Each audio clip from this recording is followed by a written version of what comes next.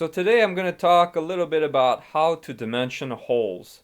So if you remember last time I talked about general dimensioning for generic sizes and features and things like that. Today I'm going to focus a little bit more on holes and fasteners because that's a really special and common kind of specification that is commonly applied by mechanical engineers. So really the topic of today is fasteners and how to draw them on a drawing, how to display them on a drawing. So as a mechanical engineer, you have to ask yourself, how am I going to fasten two pieces together? Am I going to glue it? Am I going to weld it? Am I going to use bolts? All right, so that's something you always have to figure out. And you have to really make a wise decision because there are pros and cons to each solution. So the first thing you got to understand is what is off the shelf, what currently exists. And I've left a document on the class exercise for this. I left a document on some of the objects that you see here, okay, like standoffs, like shoulder screws, okay, like set screws. So take the time to review those terms so that you understand what is off the shelf. Because when you want to hold two pieces together, you want to know what exists. You don't want to reinvent the wheel. You don't want to design from scratch. Okay, the first thing you should always do is see what's off the shelf, and then if it doesn't exist, then that's when you start designing from scratch. So the first kind of fastening technique is the rivet. And it kind of works like what you see here. You have a mandrel that gets pulled out, and as it pulls out, it compresses the rivet so the two pieces can squeeze together, can compress. So this was one of the older ways of fastening two pieces together. If you notice on some of the older bridges or like on the Titanic hull, you will see a lot of rivets. This was what they had before welding was invented. After welding was discovered, you'll notice a lot of the infrastructure has less rivets. Now, these are meant to be permanent. They're not designed to be removable. So that's a downside. But at the same time, it's a rather simple assembly. You don't have to create any threads. All right, it's a rather cheap way of assembling two pieces together. So there are pros and cons to using rivets. Press fits are another way that two pieces can be held together. And it's relatively common. And the way it works is you slightly oversize a rod and you slightly undersize a hole or a keyway. And then as you push this key inside the keyway, the interference between the two pieces causes friction and it causes internal forces that cause it to stay in position. So this is very inexpensive. As you can see, you don't need to create any threads. You don't need to do anything crazy. You don't need any bolts, any washers, or anything like that. It's pretty simple. But personally, in my experience, I don't really like press fits because over time, these pins tend to slide out if the assembly is under a lot of pressure. For instance, once I worked on a forging press where I was asked to redesign the cassettes because the dowel pins were sliding out from the compression. So we were asked to redesign these and add fasteners to hold them down. And then there was another time when I was an assembly engineer and I had to fix these on an assembly station. They would just slide out. And I'd have to find a new pin, and it was tedious, and sometimes they didn't have the right size. So I personally don't like this technique, but again, it is pretty common, and sometimes it does make sense to use this. Another piece of hardware you might want to know about is the retaining ring. The retaining ring is what you see here. You spec a notch on a rod, you slide the snap ring inside, and it oversizes it. So it's really simple. All you have to do is go to the catalog for this. Like let's say we go to McMaster, we want to buy the snap ring. All you do is you look to see what this number is. You insert it directly onto your model and drawing. They even did the tolerancing for you, okay? Then you buy one of these like 50-cent snap rings and you slide it inside the notch and you're done. So I really like these. Let me show you, for example, how this really helped me once. Once I had an assembly like this where I wanted the nut to swivel. I wanted to stay with the tool because I didn't want it to be two pieces and have the piece be lost and it's just inconvenient. I wanted to stay with the tool. So originally what I had is a flat. I machined a flat and I spec'd a bolt that went through. Okay? Because you can remove the bolt at any time. You can easily slide this nut inside and it will swivel. The problem with that is that I was specking quite a bit. You know, I was specking a flat, I was specking a machining operation, I was specking an extra part. Okay, there's a bit of cost. There was a bit of cost to that design idea. So instead what I did is I spec'd a snap ring, alright? And by doing that, I no longer needed my bolt assembly. Okay, this notch is super easy to machine. It doesn't even require an extra setup. You just spec it in the same setup that you're shaving the OD of this cylinder. So I just want to show you one example where a snap ring has really improved my design. Similar to a retaining ring or a snap ring is the clevis pin. And it's pretty much the same idea. It's pretty much oversizing the OD so that you can sandwich a bunch of parts in the middle. And there are 3 different types, as you can see here. But personally, the snap ring is definitely my favorite. So the preferred way of holding 2 pieces together is by using screw threads.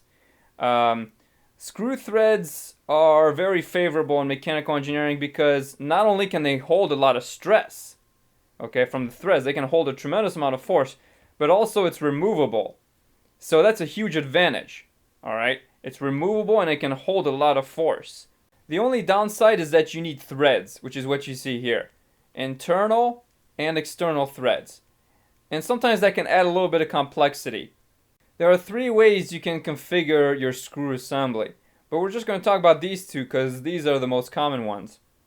You can either spec an off-the-shelf bolt and an off-the-shelf nut to sandwich the 2 pieces together, or you can spec an off-the-shelf bolt and spec custom threads on the second piece that gets sandwiched.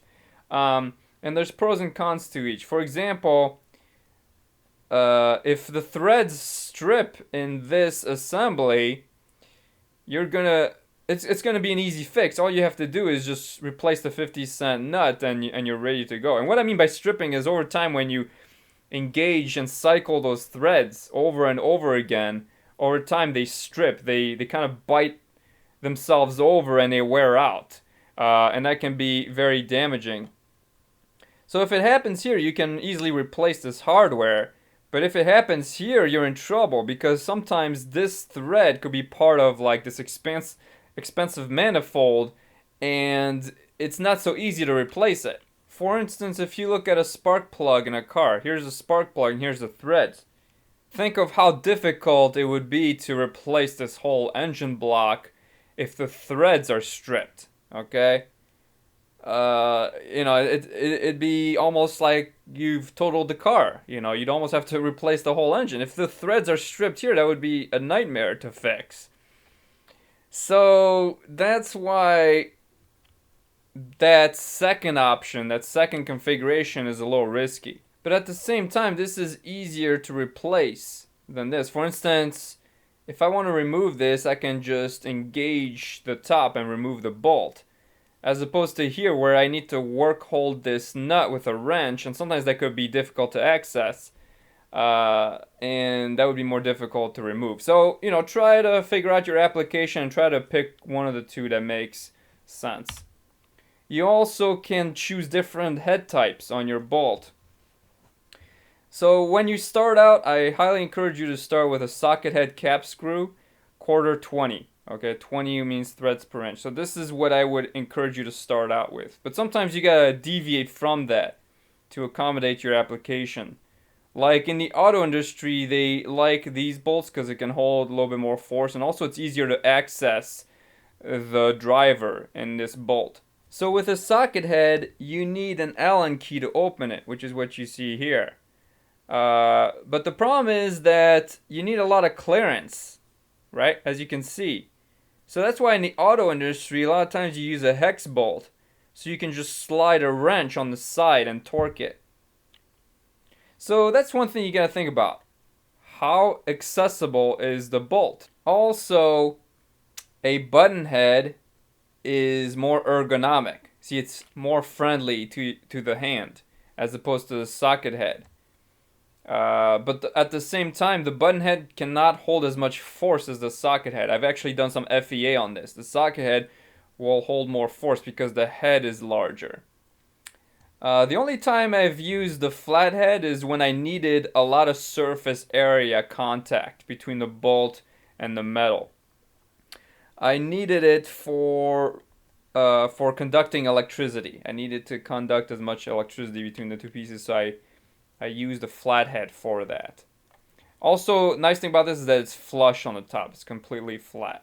So screws can be applied on set screws as well. And I really like this technique. I've specified this a couple times on my machines, and it's a really, really nice technique. So the way it works is you have a clearance hole with a rod that goes inside, and you can fasten the set screw in and out and fixture this rod at any position.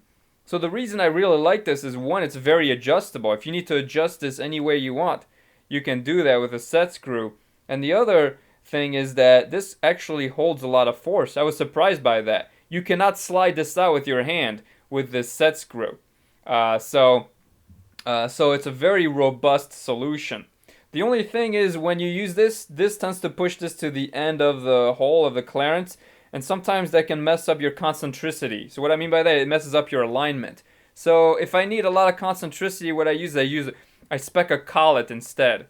So here's how a collet looks like. And as you can see, you place the tool inside, and as you push this down the cavity, it squeezes these flanges because of the flutes that are inside. Because of the flutes, these squeeze onto the tool, and you maintain much better concentricity than with a set screw. This is more expensive than a set screw, but again, sometimes per your application, you have to rely on this. A shoulder screw mixes the benefits of a screw bolt and a dowel pin. What I mean by that is, it mixes the ability to be removable and the ability to be precise. So for example, if I buy a shoulder screw, if you look at this diagram, you can see that I have a very tight tolerance for my dowel pin. So remember, dowel pins, a lot of times they're used for guidance or sliding or locating and things like that. So I not only get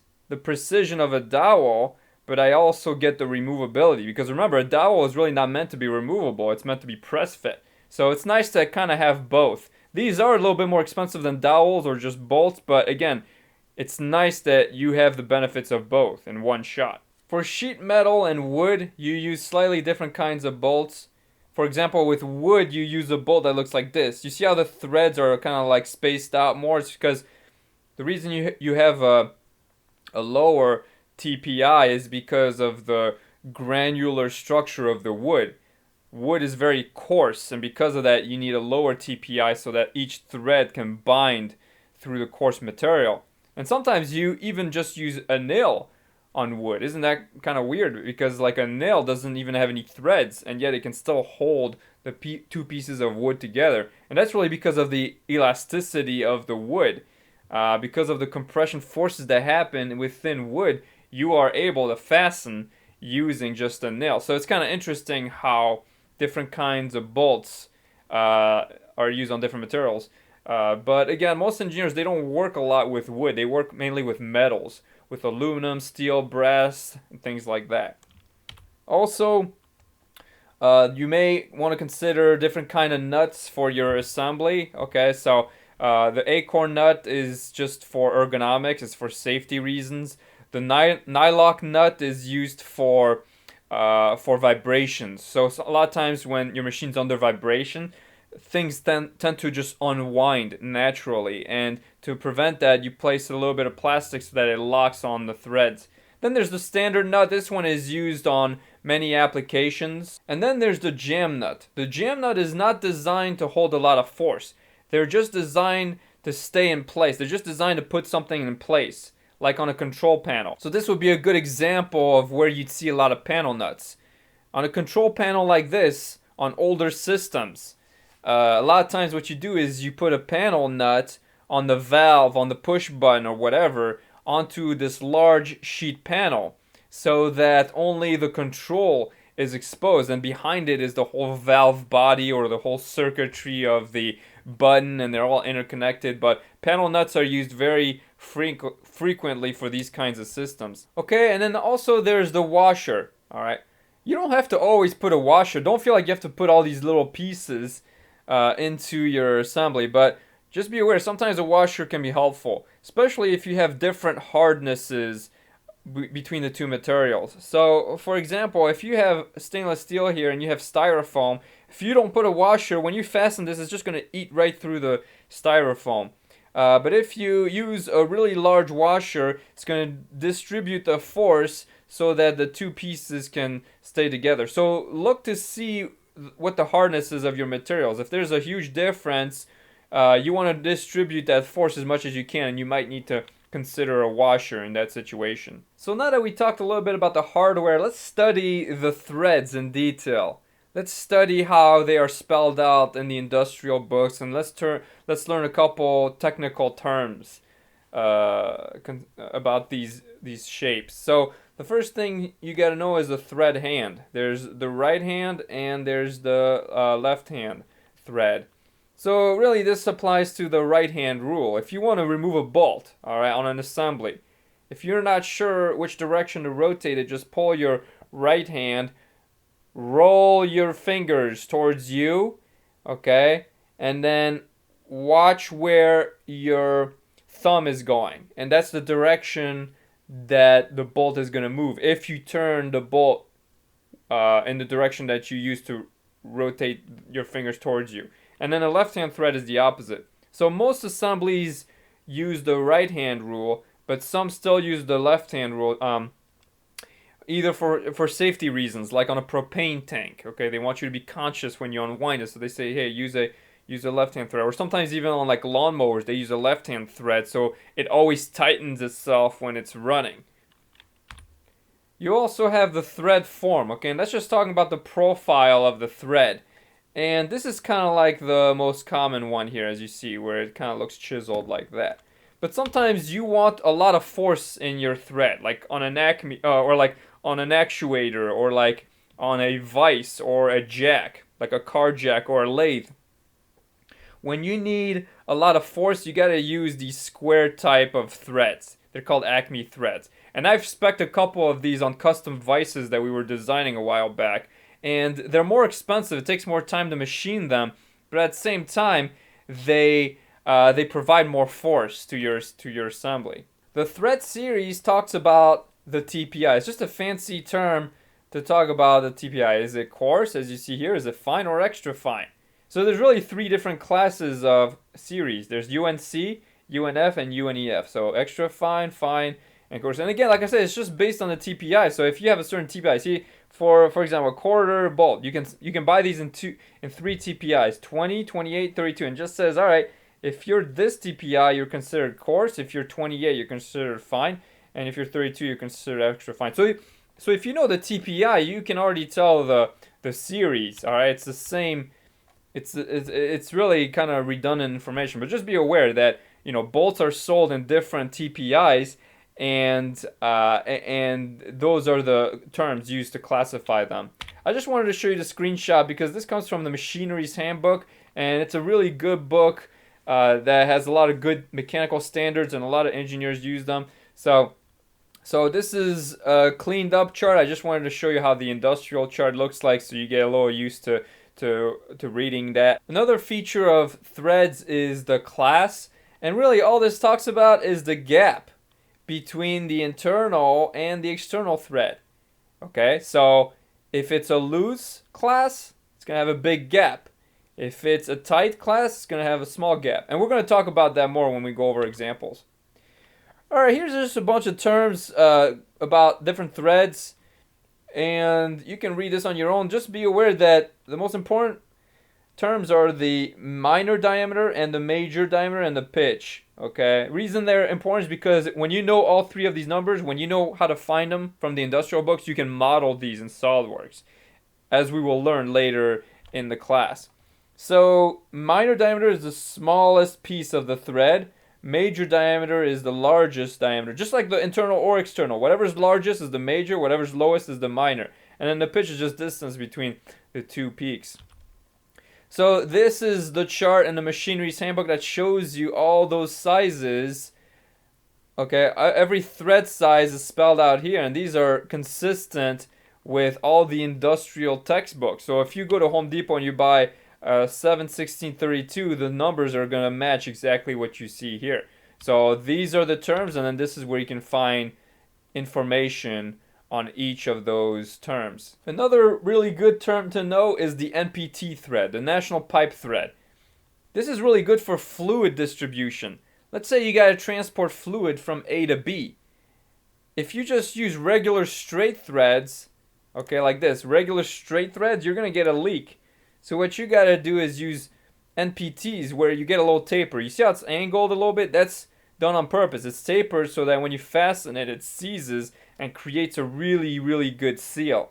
And a lot of times you even add Teflon tape. You add Teflon tape on these threads, you fasten it, and you get a really solid seal. So I personally really like NPTs, and it's excellent for fluid distribution. I spec these a lot of times. These are excellent, and I highly encourage you to take advantage of these. The drill chart is probably one of the most popular charts you'll see in your engineering career. So you will come across thousands of charts from textbooks, from engineering, but the drill chart is like on the top 3. And we're going to talk about both pieces of this chart. There's like a back side and a front side, and it's so popular that a lot of engineers actually hold this chart on their side pockets when they're working. The front of this is really just talking about the recommended tap drill size for your tap. So if you remember when we talked about how to machine threads and taps, you got to cut an inner hole. Okay, you see you got to cut an inner hole with a drill, and then you got to use a tap to cut the threads out.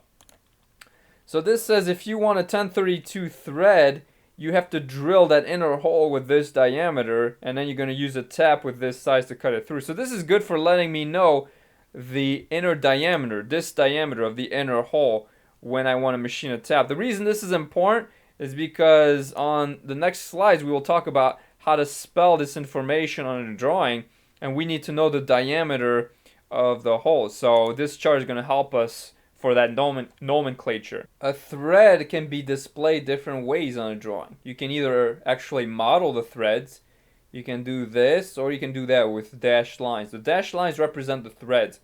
Don't do this though, because sometimes that can be confusing for a counterboard. This is definitely the preferred way, and by default this is how SolidWorks does it. This is also another way that you can show threads on a drawing. Okay, so now we've talked about threads in detail, and what I'm going to do now is talk about how to spell it on a drawing. So the first kind of hole you might want to know about is the tapped hole. I just mean a threaded hole, an internal hole with threads, okay? To spell it, you got to do it like this, and there's 2 lines. The first line is always the inner hole. The inner smaller hole always goes on top. It starts with a diameter symbol, okay? And then this is the drill diameter. Again, you can get that number from here. You figure out what kind of thread you need, you look at this column, and then you plug that in. But later, when we learn about the hole wizard and things like that, all this will be done automatically. So I'm just showing you how to do this by hand first, and then we will learn how to do this automatically. So this is the depth symbol, and you got to say how deep is this hole, and it says it's 0.5. So this hole is 0.688 in diameter and is 0.5 deep. And then this is the 118 tip, because most drill bits by default they're 118 degrees, but you can buy them 60 degrees or 45 degrees if you need a custom hole, but most of the time by default it's 118 degrees. Alright, let's talk about the second line. The second line is about the actual thread. Okay, so in this case we just copy exactly what we're given. This is the major diameter. Okay, if you remember we talked about that. That's the largest diameter of the thread, dash the TPI, the threads per inch. So we just copy whatever we're looking for. Then again, this UNF is just the series, which depends on what TPI you have. So again, there's usually 3 series, but based on the threads that this is offered for that size, you're gonna have one or the other of those 3. But anyways, you just spell that out as it is, and then you put a dash if it has a class. So remember, a class just means if the amount of gap between the internal and external thread, if it's loose or if it's tight. And then finally you show the depth of the thread. So as you can see, the depth of the hole is spelled out, and then you have the depth of the thread. And the thread has to always be less than the depth of the hole. One thing I really like is the MFT, which is minimum full thread, and that just says that it's okay if this thread hits bottom here. It says the thread has to be at least 0.25. It does not have to be exactly 0.25. It has to be at least 0.25. And the reason I like this is because sometimes when I just spec 0.25 without an MFT, some machinists, they call me and they say, hey, this is kind of hard. They ask me if I really need it to be 0.25 because it's a little bit more work. They got to gauge and make sure that this is exactly 0.25. So, but most of the time as an engineer, you don't need it to be that much. You just need it to be at least 0.25. So this makes it not only easier to machine, it makes it just more flexible, and it's just a better way to design. The next type of hole is called a clearance hole, and it's very simple. All it is a regular hole so that the piece can slide in and out. And you spell it like this. It starts with the diameter, okay, your diameter symbol and the diameter size, and then you spec the depth and the size of the depth. If it's a through hole, you just type through or through all. Okay, so really the idea of all this is, again, when you spell out a hole, you use a note like this. You don't do this. This is just so you can do this exercise. You don't put longitudinal dimensions like this. You put a note just like this. The next kind of hole is the counter bore. Okay, a counter bore is kind of like a clearance hole, but it's designed for a socket head cap screw. So the head can hit flush on the top. So to spell out a counter bore, there's two lines. So remember, the first line is always the inner smaller hole, like what you see here. You spell the diameter and you spell through. Most of the time, counter bores are always through. And that's the first line. The second line talks about the head. The head starts with a counter bore symbol. It's very important that you include that counter bore symbol. Otherwise, what you'll get is this. You see that? You'll get a counter bore with some sort of 118 degree. And that's happened to me before. If you need it to be flat like that, you need to put a counter bore symbol because that's a different operation. They're going to probably use like an end mill instead of a drill to achieve that. Then you got to spell the diameter of that head and the depth. Alright, like we've already talked about. And this is the final result. So on your homework 3, you have to spell it out like this. Don't do it like this. Do it like that. And similar to the counter bore is the countersink. And really, this hole can only apply to flatheads. All right. So if you need to spell a flathead, don't do this. Okay. You have to spec a countersink. So let's figure out how to spell this one out. Again, remember the first line is always the inner hole. 0.531, all right, through all, as you can see here. Then the second line talks about the head. In this case, it's not a U, it's a V, all right? It's the V. It's not this. It's a V. And then you just talk about the diameter of that hole plus the angle of it. So there's really only two types of angles. There's the 82 degree and the 100 degree. Those are the only two sizes this is sold. So what I'm going to do now is a couple examples through the IE05, so that's the instructor exercise. And I'm just going to go over 6 short examples. And after I'm done with that, you're welcome to try the student exercise one, which has 6 other similar examples. And on the third tab, what you have is the drill chart. So we're going to use this drill chart for this in the thread class definition. So I spelled this out here so you have an easy reference. Okay, so let's start with the first one. Okay, so what I have here is a clearance hole. And I'm given these clues, and I got to draw the nomenclature. I got to spell out the nomenclature. Alright, first thing you gotta do is make sure the arrow is pointing to the center. Alright, so again, don't worry about this number. Just delete this number. See this box, just delete it because it's just an exercise. We're not creating an official drawing here. So I'm gonna just lay this out here, and I'm just gonna type whatever we need. So if you remember, if you look at the slides for clearance hole, all you need to spell is the diameter, the size of that, and then the depth. So here's the depth symbol, and it says 0.5, and that's all you have to do for this. That's it, you're done. For this next one, I have another clearance hole, but this one's a little different. Okay, so the only difference on this one is that it's a through hole. Okay, so this would just be through. I kind of like just through because it's less letters than through all, and I've never had a problem with this. of the thousands of drawings I've made, I've never had a problem with just through. Alright, this example is a tapped hole. Okay, a tapped hole meaning threaded, and I can tell because of the hidden lines around it. So I'm gonna go ahead and start this, alright, and I'm just going to start by, the nomenclature. So first, we're going to start with, well, we actually don't know the diameter of the inner hole, and we need that. And to find that out, we gotta look at what we're given. So it's number 1032. You gotta look at the drill chart for number 1032, and it says I need a probable tap size of, drill size of 0.159. So you go here and you type in 0.159, and then you gotta spell the depth of that hole, and as you can see here, the depth of it is 0.5. Okay, so that's the first line. Let me see what's going on with this. I don't know why it's putting 2. Oh, it's probably just a rebuild thing. It's probably not refreshing. Okay, so I just went on another tab and it refreshed. So that's the first line. It looks pretty good. So I'm going to hit enter and type the second line.